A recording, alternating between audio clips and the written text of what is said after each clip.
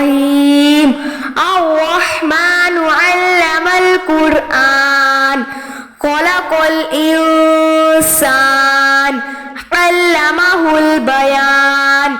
الشمس والقمر بحسبان والنجم والشجر يسجدان والسماء رفعها ووضع الميزان ألا تطغوا في الميزان وأقيموا الوزن بالقسط ولا تخسروا الميزان والأرض وضعها للأنام فيها فاكهة والنخل ذات الأكمام والحب ذو العصف والريحان فبأي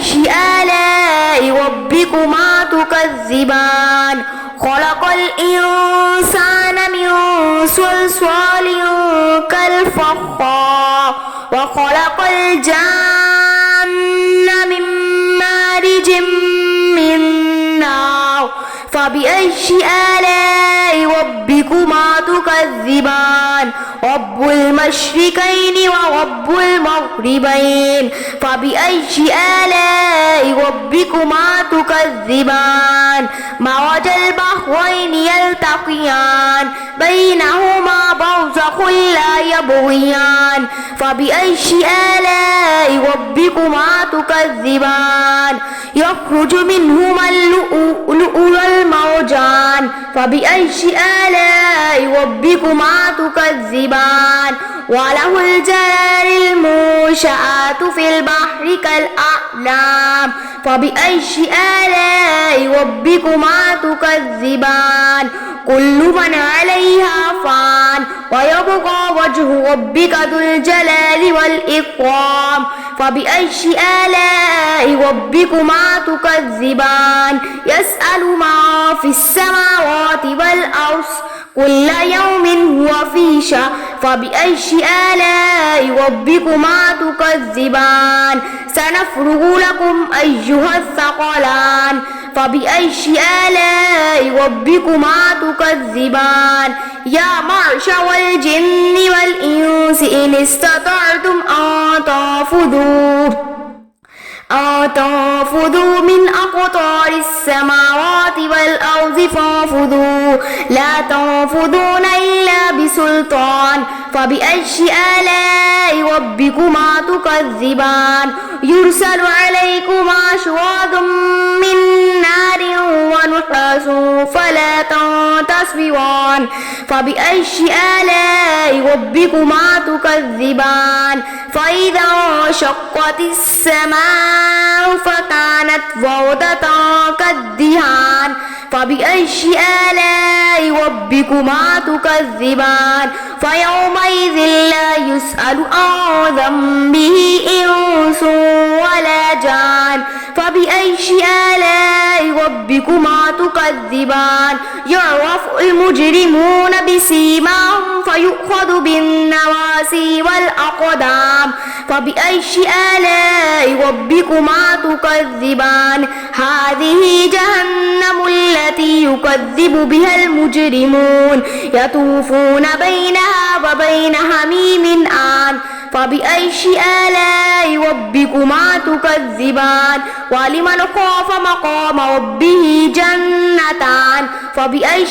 آلاء ربكما تكذبان ذواتا أفنان فبأي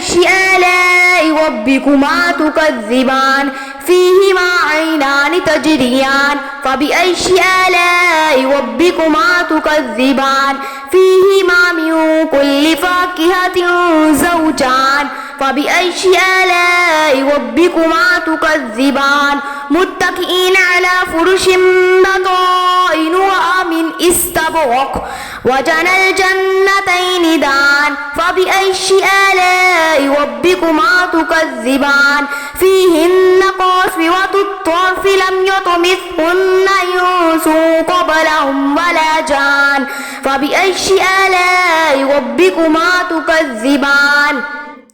كأنهن الياقوت والمرجان فبأي آلاء ربكما تكذبان هل جزاء الإحسان إلا الإحسان فبأي آلاء ربكما تكذبان ومن دونهما جنتان فبأي آلاء ربكما تكذبان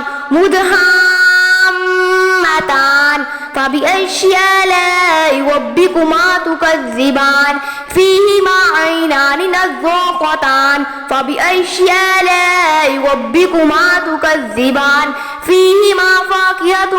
ونخل ورمان فبأي